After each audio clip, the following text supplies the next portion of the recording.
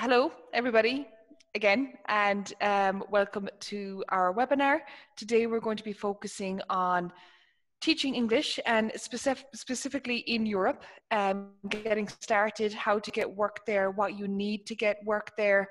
And I'll also be talking a bit about my story because I've taught in Europe for about 3 or 4 years. And we'll also have a guest speaker, Rachel, who's taught in Europe for many years as well. So she's going to give her insight on the do's and don'ts of getting work in Europe and how to go about it and all those type things. So I'm going to run through the webinar now. And as I said, any questions at the end, feel free to let us know. Okay, so the first thing I want to run through today, I suppose, is why you would teach English in Europe. What are the advantages of teaching English in Europe? Now, I know a lot of us here, the majority of us are Irish, and I know we have a few people say non-Irish, so it can be a bit different with visa situations, but essentially the biggest reason for us being from Ireland is that we're very, very lucky that we don't need a visa to get to Europe. So this is massive because this is the biggest hindrance when you're going to Thailand or when you're going to China. The work permit, you have to get a work permit, you know, there's Garda vettings, there's all this paperwork you have to do. So it's absolutely amazing that we can just we can just decide tomorrow I'm going to Europe to teach English, and there's not too much work involved with it. So that's my number one reason of why you would teach in Europe for sure. Another big reason for me, and it's probably, I'll get into this when I'm talking later on about my story, but the reason I went to Europe, or a lot of people do choose Europe, is that it's very close to home.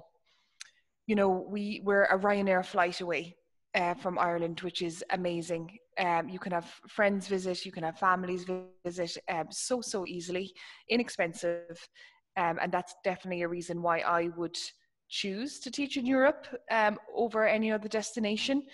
And I know, you know, a lot of people think in the Middle East, say in places like Saudi Arabia or Dubai or Abu Dhabi, there's a lot of money there. And that is true. You do get paid very well in the Middle East, but they don't have the luxury of being able to fly home at the weekend or not have to worry about a visa. You know, there's a lot of pros to teaching in Europe. Definitely a third advantage for me as well would be that in a lot of places you don't actually need a degree. Of course, a degree is preferable, like in any job, anywhere, in any industry. You do, I suppose, have a better chance of getting a job when you're doing this. But the beauty of working in Europe is because of the lack of, say, the visa and the work permit, you can get work in the TEFL industry without a degree. So if you're somebody who doesn't have a degree, it's definitely an option for you, which is great. And another great point of why you should teach in Europe is, for me, and I think generally, I hope that everyone else thinks, but there's a great work-life balance in Europe. You know, you work hard, but you also play very hard too. It's a fantastic kind of lifestyle. It's a lovely way of life. You know, they're a lot more relaxed than we would be, you know, dying to get up but do your 9-to-5 rat race type thing. It's very chilled and it's a fantastic work-life balance. I mean, that's definitely a great reason for me as well.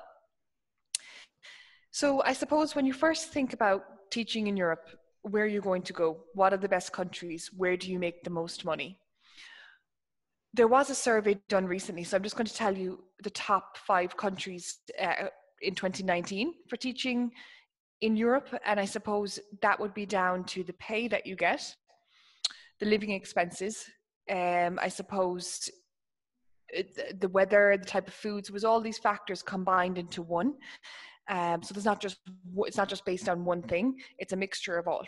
But number one, anyway, the best place to teach in Europe was Spain.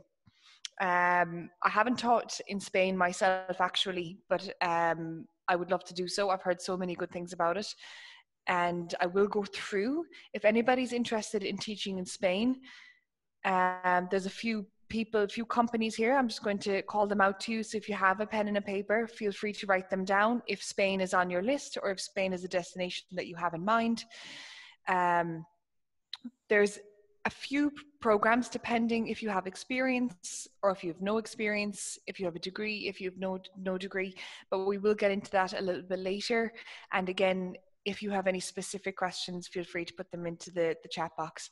So there is a big kind of institution or a third-party provider called CIEE. Okay, so just CIEE, and if you give them a Google, you can look at the programs they offer and the positions that are available for people teaching in Spain. There is the Franklin Institute. That's another big one in Spain that you can apply to. And another kind of project would be the Green Heart Travel Company. That's a great one to look into as well. You can do things like homestays with that type of, it's a bit more of a, I suppose, kind of not a volunteer project completely, but it's a bit more along lines of that. So if you weren't somebody who wanted to work in a school 9 to 5 every day and you wanted a bit more of a learn the culture rather than that type of a job, then that one's a great one to go for.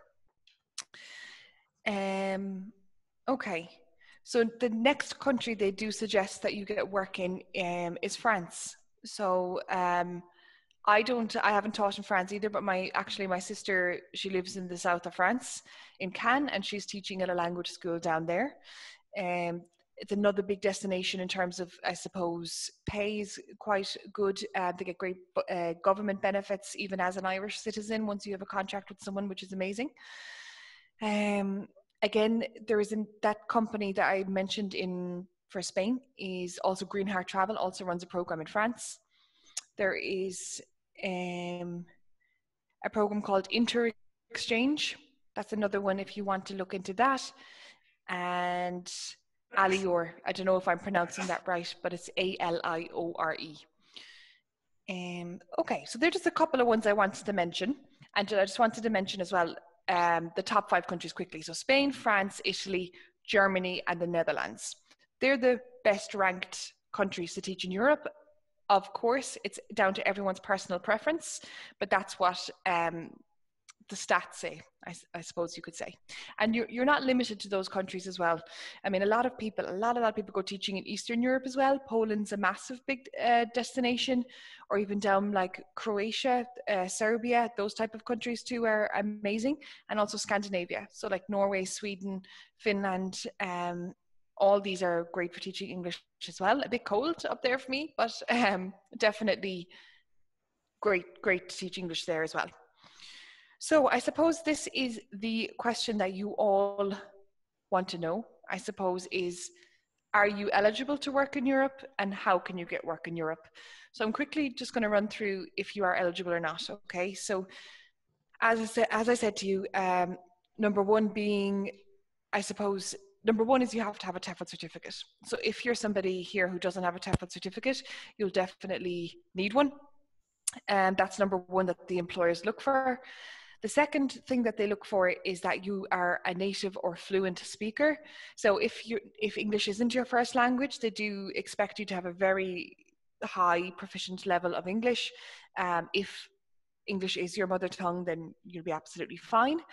Another requirement is normally you can technically teach over the age of 18, but sometimes it's harder to get work when you're 18 or 19, or they do prefer a bit of older applicants. If you're somebody who's here today who's a bit younger, let's say 18, 19, then let us know, because there are specific programs and specific employers or specific companies that cater towards that. So do feel free to get in touch if you are that bit younger, but generally it's kind of like 21 to above to 50, 60, anything at all. And the last thing, again, as I said, is, oh, Maggie, I can see here you said that you're 18. Just get in touch afterwards, and I can kind of recommend a couple of companies to you, or if you'd like to, depending on what country you'd like to go, and 19, yeah, no problem.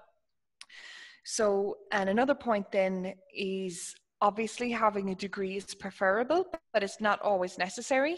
If you're somebody with it, that's great. If you're somebody who doesn't have a degree and wants to teach, I would kind of recommend going for our higher level courses. So I'll go through the courses again in a minute, but say our level 5 government regulated courses, you want to do the higher end because you want a higher recognized qualification if you don't have the degree. for sure. Okay, that's great. So that's the way you're going to be eligible if you fit that criteria. And of course, you just want to be somebody who has a good personality and is eager to teach and eager to learn other people's cultures as well. So moving on. Great. Okay. Getting work in Europe. How do I do it? So I have a TEFL certificate. I'm ready to go. What happens now? How do I do it? So I often say there's kind of 3 ways of getting yourself to Europe. Okay, you can try with the first one. If it doesn't work, you can go with the second one. If the second one doesn't work, then you can go with the third one. So I really do believe if you want to teach in English in Europe, you will get there, no problem. The first one being, as I mentioned before, is to apply to these big third-party providers in each of the countries. So like, as I said, in Spain, those big companies, in France and Italy, in Germany, Berlitz is a massive company. You know, if you want to go that route and you want everything organized for you in terms of accommodation, they organize potentially your flight with some companies. They'd pick you up from the airport, all these type of things. So you have these kind of benefits already panned out for you, which is quite comforting. But again, that's not always an option because these places are quite competitive and there's a lot of people applying to them. So if you apply to all these countries and you have a destination in mind and you're unsuccessful, then I would suggest, and how I did it myself, and I will go into that again a bit later, but a way of doing it is basically choosing a destination you have in mind. So say you've always wanted to live in Barcelona. All you have to, you can go about it yourself, just be proactive, I suppose, and do a little Google search, language schools in Barcelona. There's going to be a directory of schools that come up. In Barcelona, there's probably 100. I actually don't even know, but it's massive industry there. Send your CV, your cover letter, to the director of studies of each school. You know, it's not that much work once you've done it the first time because you're just sending it off again. And just say that you're in Barcelona and you're looking to find work. Because a lot of the time, private language schools actually don't advertise on, say, Indeed or jobs.ie, all these kind of job platforms. There's a constant turnover in language schools all over Europe, and it's often not advertised. So you'll have teachers come for 3 months, and then they're moving on to the next country, and so on and so forth. So that is a great way to do it, is just to, what I would do personally is I'd go into each website, into each school, make sure you find the name of the director of studies, make sure you're addressing it to the right person, and send off your cover letter. And just a little tip from experience in the past, I would definitely suggest doing a bit of homework, knowing your school. For example, if they're more business focused, or if they're more exam focused, or if they're more activity based, make sure you know this and put it into your cover letter. Just say, I acknowledge that you're a business school. I have a qualification in business, blah, blah, blah, blah, blah. Just don't make it too general. They don't want robotic cover letters and they don't want robotic CVs. That's where they're going to hire you. It's not down to the degree. It's actually down to your enthusiasm. So the cover letter can tell a lot.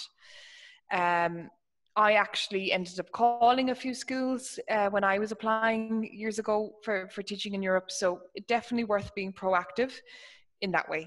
Biggest, I suppose, point to take away there is that they're not always advertised, these positions. So don't think just because they're not advertising on a website that there's not positions there. There always is. And especially, like, say, in the summer months when there's a massive influx of students, it's super busy and they're always crying out for teachers. So that's a way to go down. And if that fails, so you don't try the first way and the second way doesn't work, then you can always look at teaching online, guys. I think everyone just forgets that all you need is a laptop and a good Wi-Fi connection, and you're in Europe and you're teaching. So it's so easy to get a flight to wherever you want to go, Spain, Greece, Crete, Norway, and just have your online work set up and you kind of make your own hours. I did a webinar, which I can see a few people have joined again, but I did a webinar about 2 or 3 weeks ago on teaching English online. So if anybody's interested in looking at that, it's on our YouTube channel as well. If you want to go a bit more into that, looking at that, but that's always an option too, guys. And private tutoring as well was number 4. So say you go to Barcelona and you're not successful with the job, everybody in Barcelona, everybody wants to learn English. So there's a massive, massive amount of work there. So don't be disappointed or discouraged if you don't get a contract straight away, because there's lots of other ways and lots of other routes. And personally, I think I'd prefer the freedom of online teaching, but yeah, there's plenty of ways to do it. So you're going to get to Europe if you go this way. So what I'm going to do now, because I've been blabbering on, I'm going to pass you on to our guest speaker, Rachel, who's just going to go through basically her experience with TEFL, what kind of course she did to get the work she did, and I suppose what she's done with it to date. So yeah, go ahead, Rachel. Thank you. So hi everybody, I'm Rachel. I'm currently a TEFL teacher in Spain. I'm originally from the UK and I've been out here for a few years now. So just to detail my TEFL journey and my experiences in particular with Spain. So I started off a few years ago. I did a 300-hour course with the Institute, and that also comprised of extra courses, young learners, IELTS, business, etc. And I then decided that I wanted to go to Europe, basically because of some of the things that Kate was saying. It was close to home, it's very accessible with the flights, and I wanted to just stay a bit closer, basically. So I ended up choosing Spain because I did a degree in Spanish. So for that, it was a bit easier to decide to go to a country where I spoke the language. But if you're ever worried about that, to be honest, in Spain especially, it's not a big problem because you can pick up the language very quickly, you can meet people and learn it. And also that there's a fair bit of English spoken when you are settling in and doing things like opening a bank account, etc. So it's not a big problem if you don't speak the language. But in my case, I just decided that it was useful for me. So yeah, that's why I chose Spain.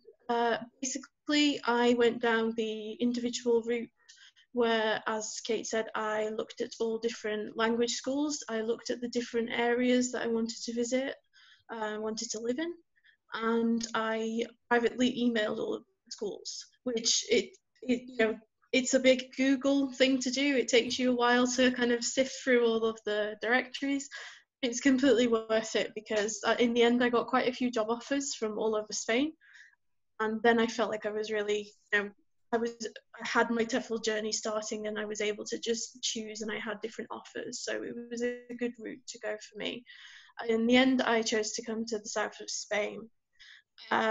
Predominantly, if I think about the benefits of living in the south of Spain, is the weather. Obviously, it's a bit different to the UK and Ireland, and you think of Spain and you think of everybody having a nap in the middle of the day. That's true. So things are very relaxed and the lifestyle is very chilled. So I work hard, but at the weekends, even in December or January, I can still go to the beach or I can go for drinks with my friends at night, and everybody's out and it's just very sociable and it's a really great place to live. Also, it's very close to home, especially from the south of Spain. There are tons of flights every day to all over, for me, England and Wales, to get home to see my family. So it's very accessible. The conditions are pretty good as well working in Spain. So the pay is good, and in the south in particular, the cost of living is low. So you can very easily find yourself a job, for example, in a language school, which is what I did, and you can have a comfortable lifestyle, even if you live on your own. For example, I live on my own, and I'm able to pay my rent and, much more to enjoy my life here. So it's definitely doable if you ever think of the salary, for example. So basically what my experiences of working in Spain at a language school was that I teach everybody from young learners, so 5 or 6, to adults. So, I even have adults that are retired and they want to learn English. Sometimes they're not as good at it, but, we still get them through the course. And for that in particular, for me, doing the 300-hour course was really useful because it already gave me some practical knowledge on young learners. Because sometimes, if it's your first teaching job and maybe you don't have a lot of experience with children, can be a little bit daunting to, you know, have them in the classroom and you teach them English. So for me, that kind of extra component doing the course with all the add-ons was really useful. And I came to my first teaching job. I had a really supportive academy, you know, a really supportive director that helped me through it, and I felt a lot more prepared. Similarly, in Spain right now, business courses are, you know, very popular. Lots of people in companies and offices want language teachers to go in. It's also very lucrative. So if there's something, you know, you could work in a language school for 15, 20 hours a week, for example, and then you could also decide in the mornings to do some extra classes. So there, having the business course as well really helps, because that's, in general, that's what employers want for, that's what employers are looking for if you want to teach business classes, some sort of prior knowledge to the course. It's definitely a good way to go. You can also, as Kate said, do private classes. Exams are very big in Spain as well. There's lots of work in Spain. The market, there is so much work for English language teachers.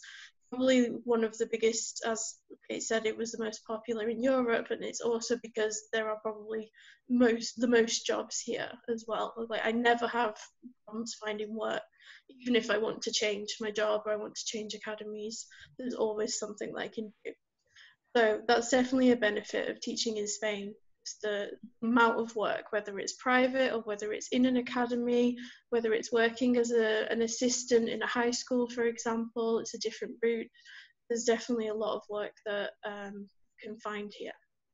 So another aspect that I think is really important to include with my journey is, most people, when they look at doing TEFL, motivation is to travel.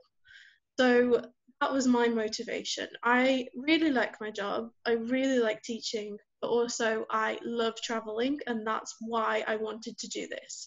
I finished university and I thought I would like to find a job that enables me to travel wherever I want and to work in numerous countries in the world. I did it. So in the summer, normally I work in different countries. I do summer camps.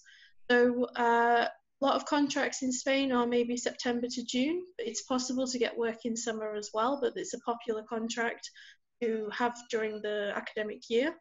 And that for me gave me the freedom to travel other places in Europe. So I've done summer camps in Switzerland, I've done summer camps in Italy, in Greece, and in Romania.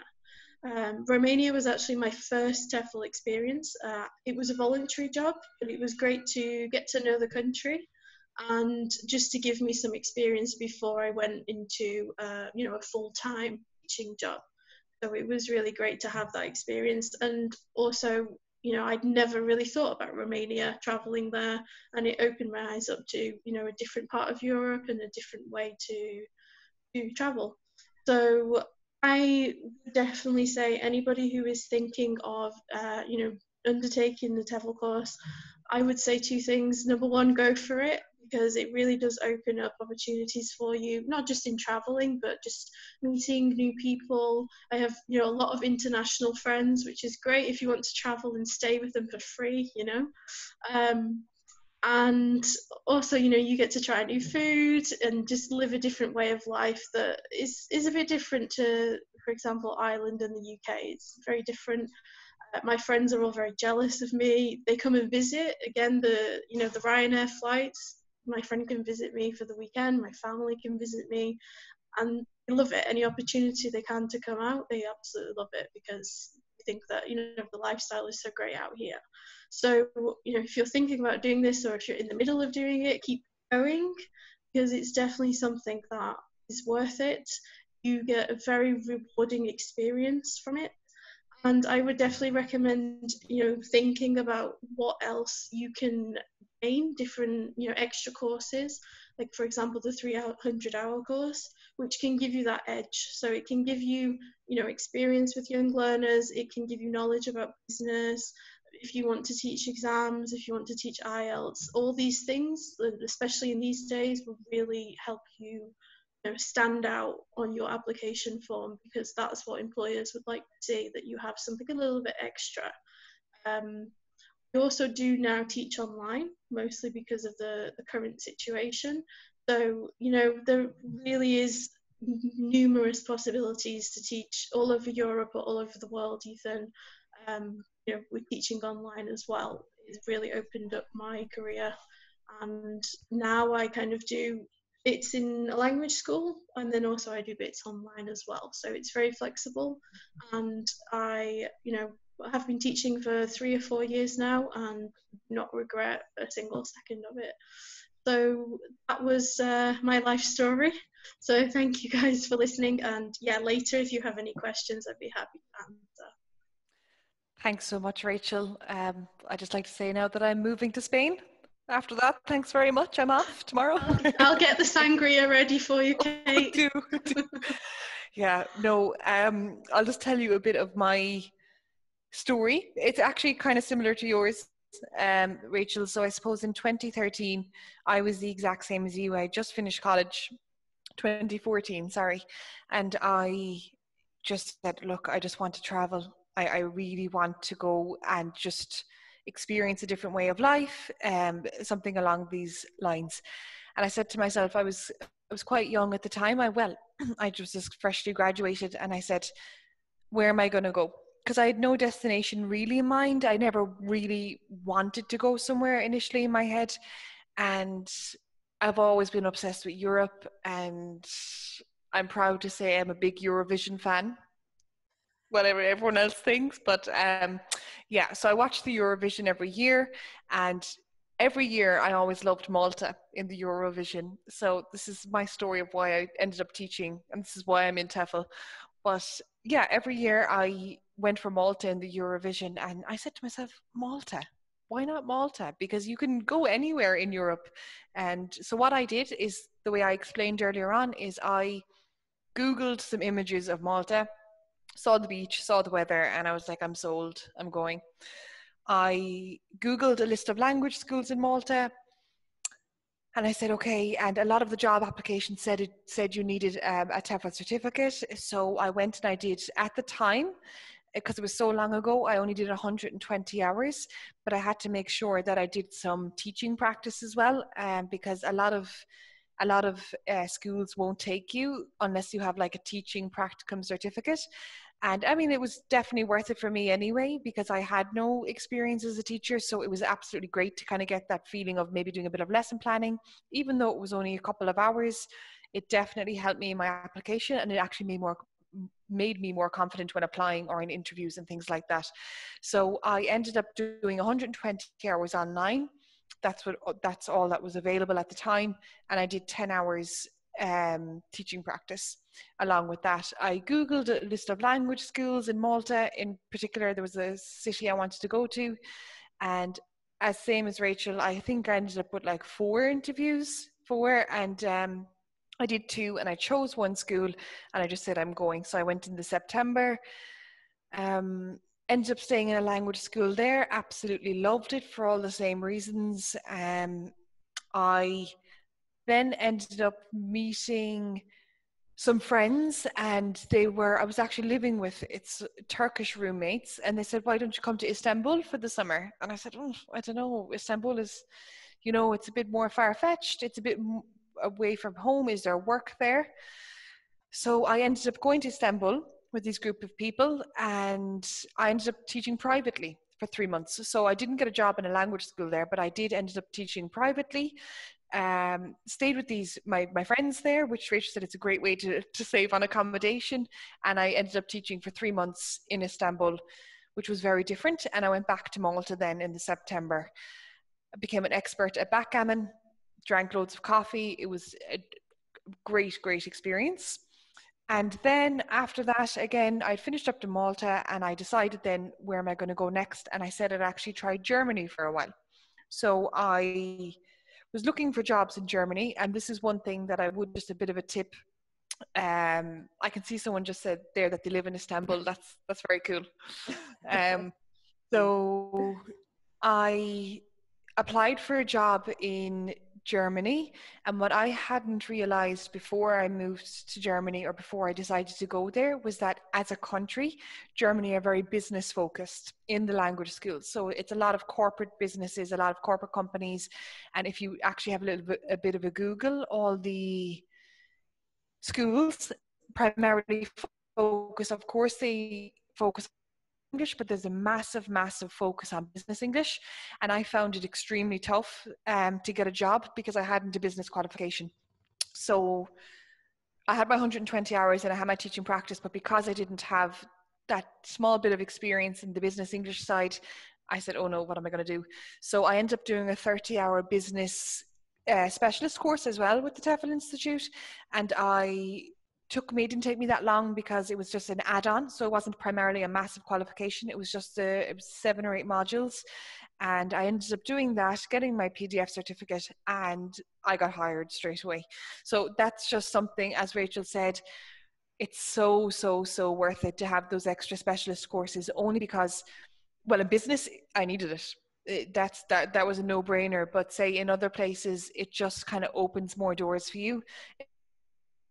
It makes you look better on paper in comparison to somebody who just has 120 hours or has a basic TEFL qualification.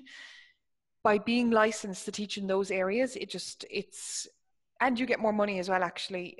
Like by teaching business, IELTS, or exam English, you get paid more. So that's another reason to do those kind of specialist subjects.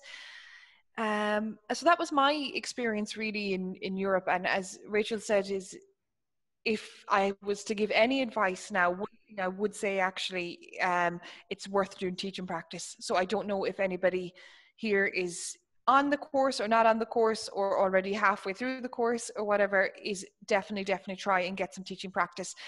And I know at the minute it's quite tough. Obviously, schools are closed, everything is closed. We do run a Zoom course. If that would interest you, it's a 10-hour teaching practicum, and it's the same as any other teaching course you would do. You have a live tutor, you do your lesson plans, you get observed, you get feedback on your lesson. So it's very, very, very convenient, because I just found that helped me loads when applying for jobs. And especially in Europe, a lot of our employers have been asking us for our students to have some sort of experience. So it just helps you. I can see a question there. For doing university level teaching, is TEFL enough, or do you need some other English certificate? You would to get a job at a university level, you would need to have a degree, but in education perhaps. But that is on another level really. Yeah. Okay. So I think that was I did Malta, Istanbul, Germany, and then I decided to come home. Don't know why. I'm going back to Spain with Rachel tomorrow. But that really is the benefits of teaching in Europe and how to do it, and if you're eligible.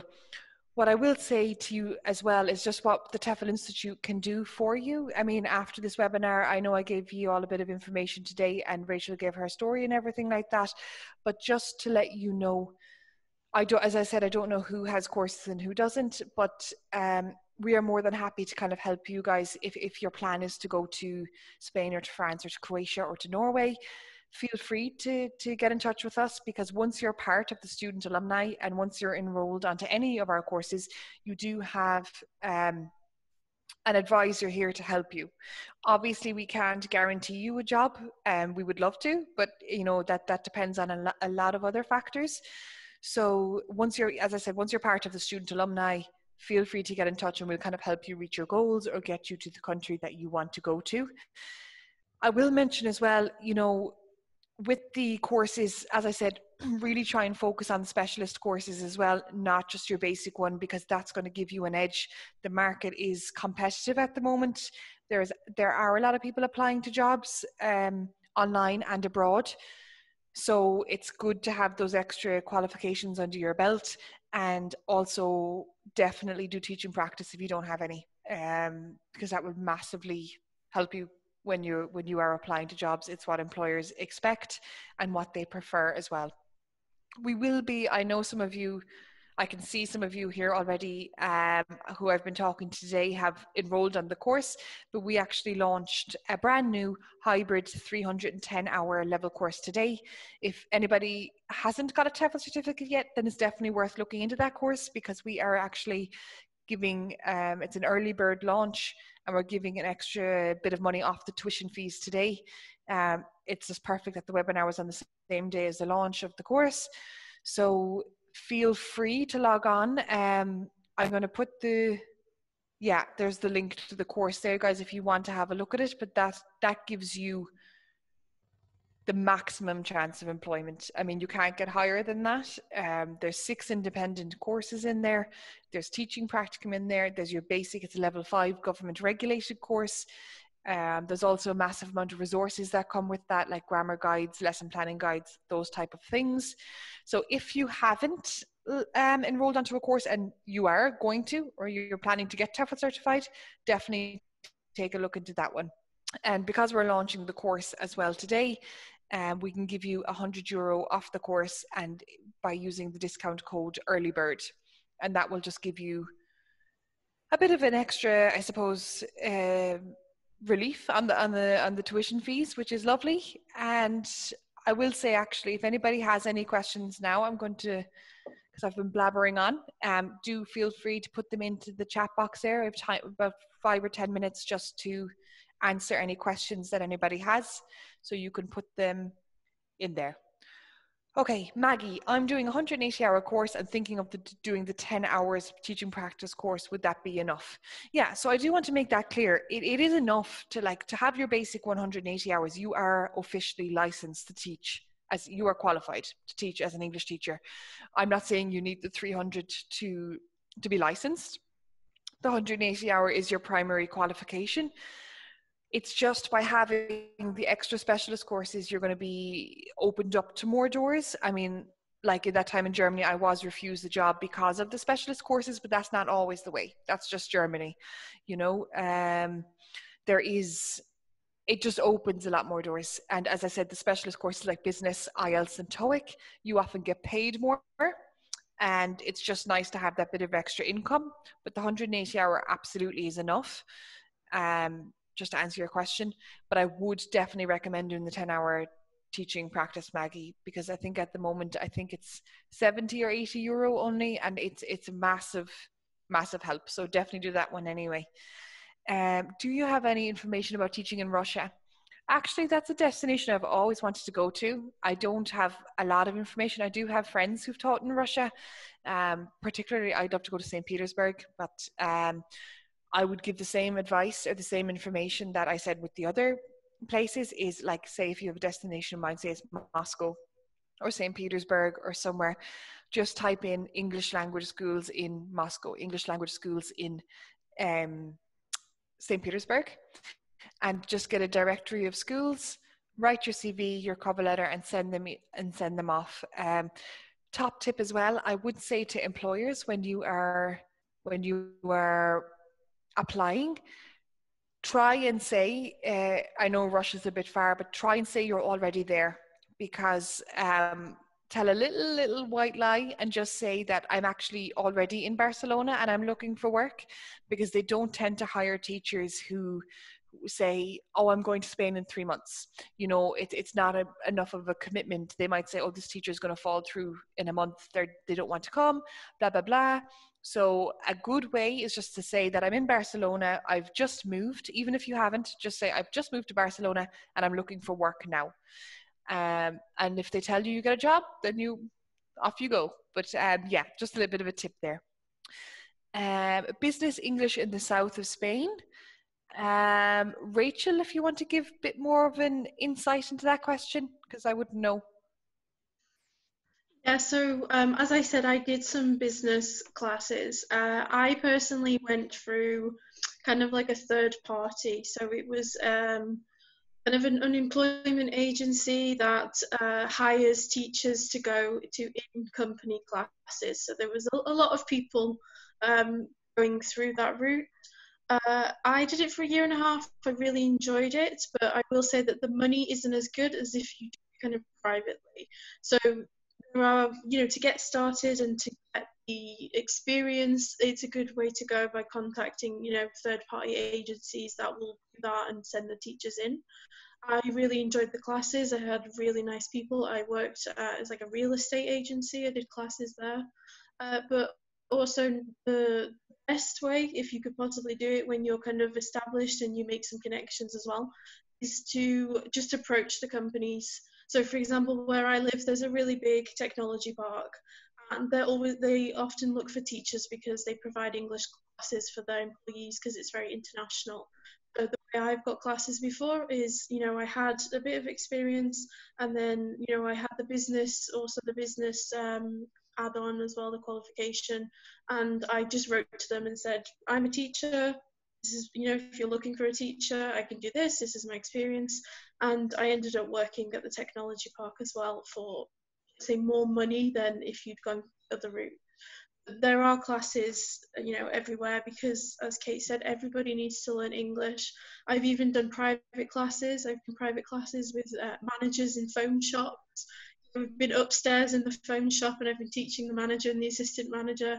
Everybody needs to learn English, and especially in the south of Spain, because it's a big tourist area. They do a lot of business, so there are definitely classes to get there. I would say that it's good to be prepared because it is a specialist knowledge, and they do want to know that you have that specialist knowledge, because it is a little bit different from regular teaching. But that would be my advice. Thanks, Rachel. That's perfect. And I can just see a question here from Bonnie. I'm in a full-time course currently. Can I still do your courses, and do you have any student discounts? So if anybody's working full-time or studying full-time, our courses are actually done completely self-study, and they are designed for people who work full-time. So if you choose when you would like to log on, you choose how many hours you'd like to do in a day. Normally there's a 6-month study period on the courses, and you just have to finish the course within that time frame. But with the new 310-hour hybrid course, there is actually lifetime access in that course, so it's unlimited, meaning you can kind of always refer back to your course material and take as long as you want with it. That deadline is kind of in place. The 6 month is just so we give students a kind of a bit of pressure and initiative to get it finished. Do we have any sort of student discount? Normally during the pandemic, actually, we did kind of run for anybody who kind of was having a bit of financial struggles or anything like that during the pandemic, we did make room for reducing course tuition fees and things like that. So there's definitely something there. But for the new 310-hour, today is probably this weekend is probably, that's the biggest discount you're going to get anyway, because it's the product launch and there's €100 off it. So in terms of if that's the course you want to go for, that's the reduction you'll get. But again, as I said, Bonnie, just get in touch with us and we'll try and work something out with the tuition fees for you. But yeah, you're completely flexible and completely self-study, and you can do it in your own time. Are there any other questions coming through there? I'm going to quickly just, somebody said, can you send the links on via email? Okay, so we've put actually in this chat, we've put the links in to the course we were talking about, and the virtual day course, and some of the job applications, and for Germany and France and Italy, some of those are put into the chat there, so you can get those links there. And the last link please send the link of the last webinar. So as I said, we do have on YouTube, and we've just got it there, and we'll just put it into the chat there, and that's about teaching English online, if that's the route you want to go down as well. Rachel, another one for you. What is the situation with coronavirus in Spain at the moment? Are all schools opening as normal? Yes, so they all shut down from March to May, and then a lot of it went online. So I finished teaching in the academy, but then we went online with the same students. We had to adapt very quickly. You had to do it. And now everything's open again. There are restrictions in place, so if you teach in the academy at the moment, you will be wearing a mask. So little things like that. Sometimes you think, oh, we want to teach online, or do you want to, go into the classroom? Sometimes you have to think about that. So the students wear masks and they sit, further apart, and the teacher also wears a mask or a shield as well. And that will be the restrictions for the foreseeable future. So, anybody who's thinking about coming in September or October, it's not a big deal. It's actually very easy to wear a mask. You get used to it very quickly because we have to wear them everywhere here. But you will be teaching with the new coronavirus restrictions in place, but everything is open. Great.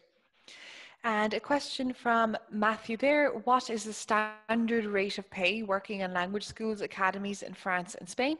So speaking from my own experience and speaking from like Germany and Malta and things like that, it can completely differ. As Rachel said as well, with third-party kind of companies or going to language schools directly, I found that standard rate of pay normally, like in Malta for me, I would be coming out with maybe 1,800 a month. That would have been in Malta.